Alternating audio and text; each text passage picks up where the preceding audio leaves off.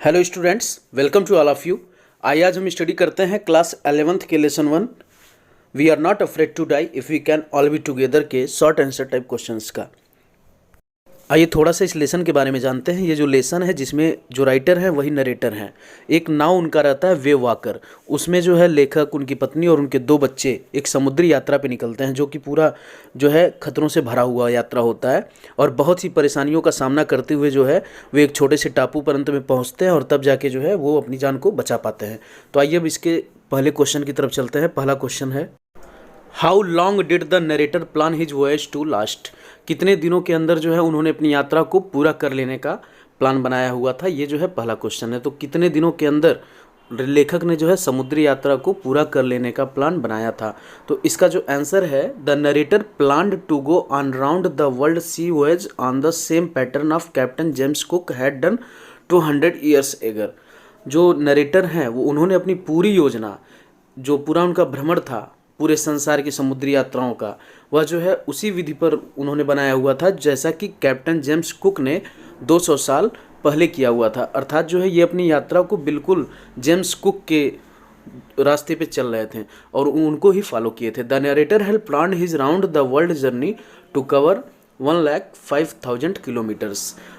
उन्होंने जो है 1005 किलोमीटर की यात्रा का इन्होंने प्लान बनाया हुआ था 3 वर्षों के अंदर। अर्थात जो है ये 3 वर्षों के अंदर 1,05,000 की यात्रा इनको करनी थी। How did they celebrate the Christmas holidays. ये क्वेश्चन नंबर 2 है कि किस प्रकार से जो है उन्होंने क्रिसमस हॉलीडेज को सेलिब्रेट किया था।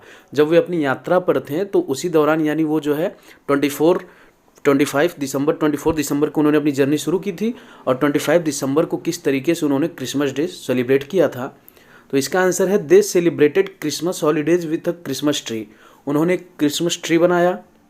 न्यू ईयर्स डे, नव वर्ष के दिन, saw no improvement in the weather, और उन्हें फिर भी मौसम में कोई बदलाव नहीं दिखाई दिया, कोई सुधार नहीं दिखाई दिया। But they celebrated the day, लेकिन फिर भी उन्होंने उस दिन को सेलिब्रेट किया विद द होप, इस आशा में, दैट की वेदर वुड चेंज सून, कि जो मौसम है बहुत जल्द ही परिवर्तित हो जाएगा और फिर जो है अपनी यात्रा को वो आगे जारी रख सकेंगे। तो क्वेश्चन नंबर 3 है, what sort of wave did the ship hit. किस प्रकार का जो है लहर जहाज उठा रही थी, जहाज ने किस किस लहरों का किस प्रकार से सामना किया। तो it was a mighty and huge wave. यह जितनी भी लहरें थीं वह बहुत ही शक्तिशाली थी और बहुत ही विशालकाय थी। It appeared perfectly vertical. यह बिल्कुल जो है पूर्ण रूप से सीधा दिखाई देता था हर एक जो लहर था। ऑफ द अदर वेव्स, अन्य जितनी भी लहरें थीं उनकी तुलना में ये जो लहरें थी बहुत बड़ी बड़ी आ रही थी। It had a very unpleasant breaking crest, और इस तरीके से जो ये भी लहर थी ये बड़ी बड़ी चोटियों को लांघती हुई, तोड़ती हुई चली आ रही थी। The narrator had never seen such an enormous wave. Enormous का मतलब होता है बहुत ही भयावह, विशालकाय या ह्यूज। इस तरीके से जो लहरें उठती चली आ रही थी, लेखक ने इसके पहले कभी भी इस तरह के लहरों को उन्होंने नहीं देखा हुआ था जितने दिन से वो यात्रा कर रहे थे, या और पहले भी कभी। क्वेश्चन नंबर 4 है, how did Jonathan react to the desperate situation they found themselves. जो जॉनथन था, जो राइटर का बेटा था, वो किस तरीके से जो है उस समय प्रतिक्रिया दिया, उस जो है दुर्लभ समय में, ये क्वेश्चन है। तो इसका जो आंसर है, Jonathan asked his father. Jonathan अपने पिता से पूछा, if they were all going to die, कि क्या वे मरने जा रहे हैं।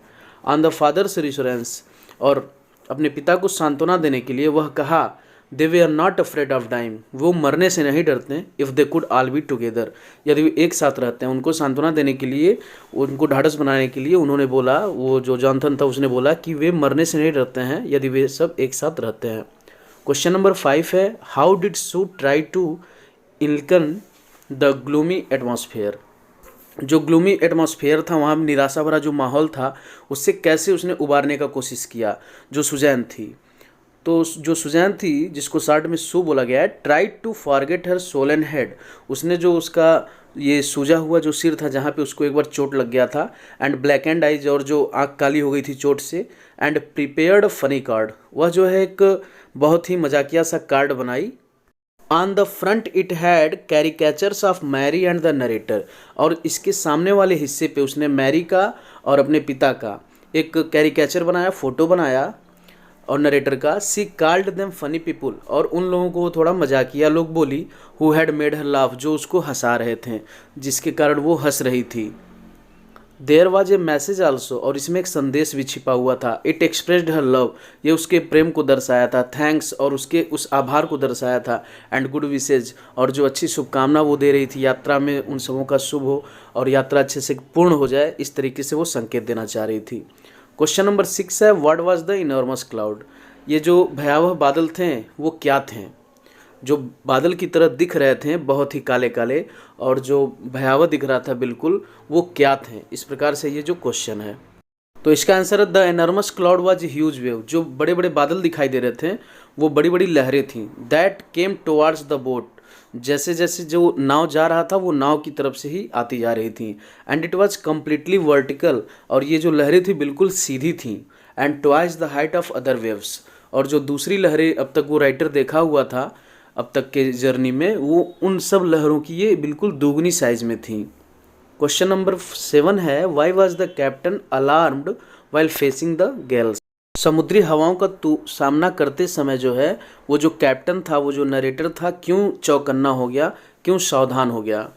तो वाइल फेसिंग द गैल्स, उन समुद्री तूफानों का सामना करते समय the captain was alarmed by the size, वो उनके साइज से चौकन्ना हो गया, आश्चर्यचकित हो गया ऑफ द वेव्स, लहरों के, which were up to 15 metre high, जो लगभग 15 मीटर से भी ज़्यादा थे।